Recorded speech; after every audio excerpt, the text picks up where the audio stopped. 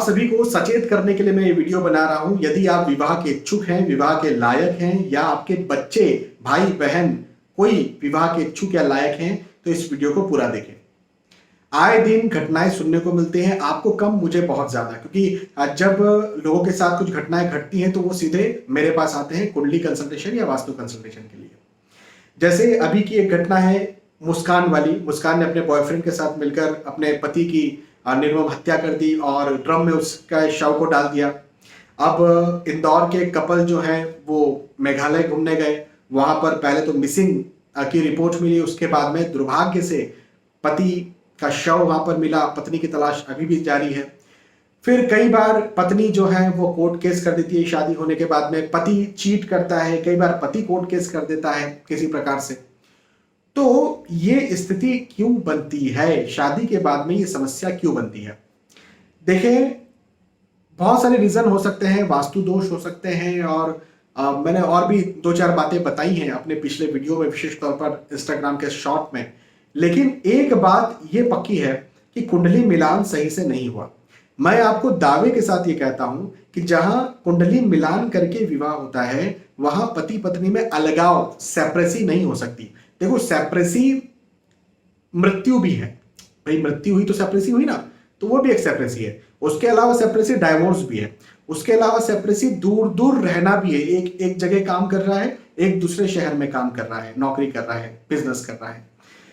उसके अलावा मतभेद, आर्ग्यूमेंट्स, वाद विवाद ज्यादा। देखो, थोड़े मोड़े मतभेद, आर्ग्यूमेंट्स हर जगह होते हैं, लेकिन ज्यादा बड़े लेवल पर जो कि पूरे समाज को पता चल जाए, ऐसे मतभेद आर्ग्यूमेंट्स होना, ये उन्हीं पति पत्नी के बीच में हो सकते हैं जहां पर कुंडली मिलान नहीं हुआ।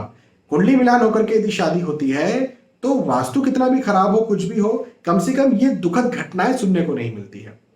तो मेरा आप सभी से हाथ जोड़कर ये निवेदन है कि आप यदि विवाह करना चाह रहे हैं, विवाह के इच्छुक हैं, आपके घर परिवार में कोई विवाह के इच्छुक है, लायक है, तो उनका कुंडली मिलान करके ही विवाह करें, ताकि आगे चल के इस प्रकार की कोई समस्या ना बने।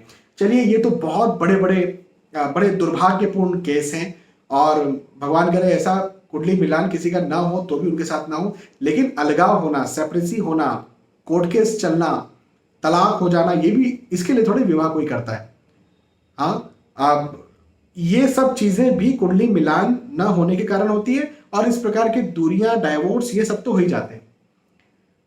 तो सबसे पहली, सबसे मुख्य बात, आप इसको गांठ बांध लीजिए कि कुंडली मिलान किए बिना विवाह नहीं करेंगे, कुंडली मिलान करके ही विवाह करेंगे।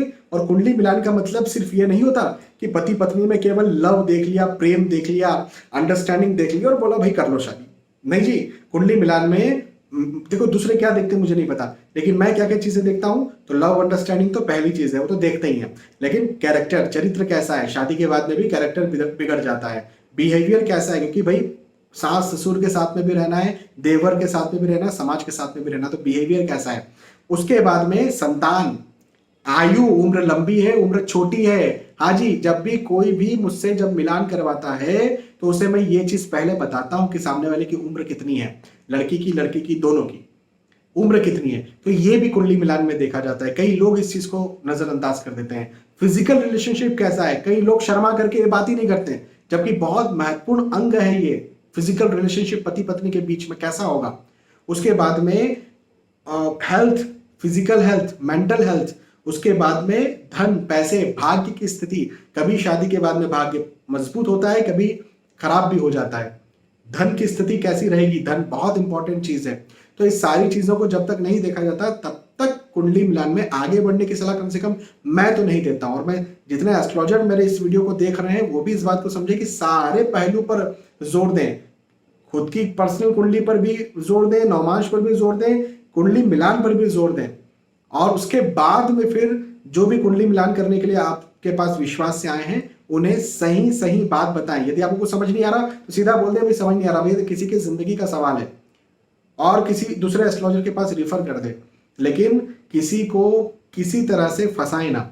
और यदि आप एस्ट्रोलॉजर नहीं है, आप सामान्य व्यक्ति हैं, विवाह के इच्छुक हैं, अपने घर अपने बच्चों के विवाह करवाना चाहते हैं, तो अच्छे एस्ट्रोलॉजर को ढूंढे, मैं ये नहीं कहता मेरे पास ही आइए, ठीक है, मैं बहुत अच्छे से आपके बच्चों का मिलान कर दूंगा या आपका कुंडली मिलान कर दूंगा।